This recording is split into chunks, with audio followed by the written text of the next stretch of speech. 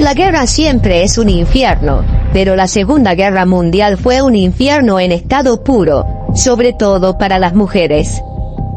Es conocida la aberrante historia de los prostíbulos militares nazis, o de la violación masiva de mujeres alemanas a manos de los soldados invasores del Ejército Rojo en 1945. Sin embargo, a pesar de que fue igual de inhumana o incluso más, es mucho menos conocida la brutal agresión sexual a mujeres italianas por parte de los soldados coloniales franceses en 1944.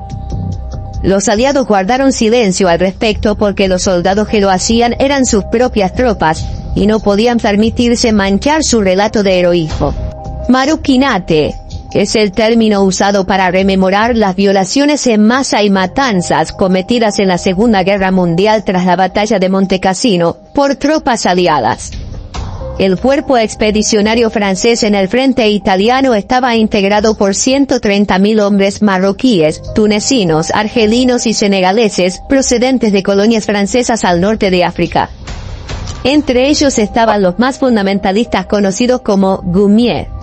En total, eran 7.833, y vestían el característico burnús árabe, una túnica de lana verde con bandas multicolores y sandalias de cuerda. También llevaban en el cinturón la típica daga curva llamada koumia, con la que cortaban las orejas y narices a los enemigos asesinados para hacer collares.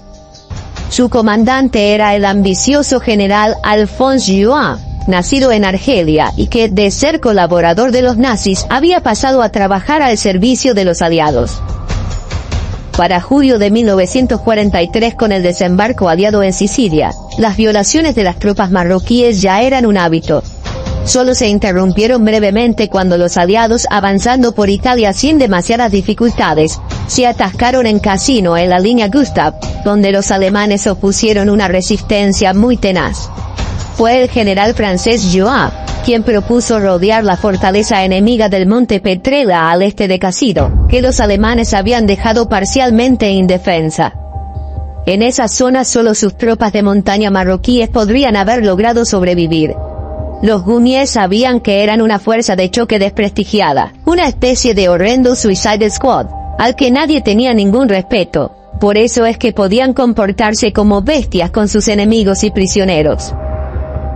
Es por eso que, sabiendo de las salvajadas que eran capaces estas tropas, los alemanes advirtieron a la población civil de Chocharia del peligro con un lanzamiento aéreo de panfletos incitando a huir en mayo de 1944.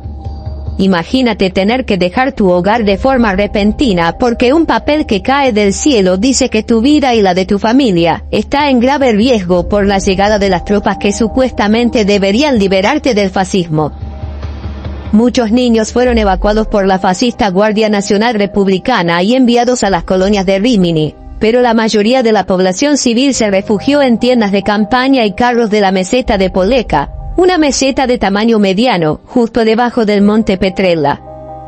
Sin embargo, lo que terminó sucediendo fue mucho más grave que la peor de las pesadillas de los locales.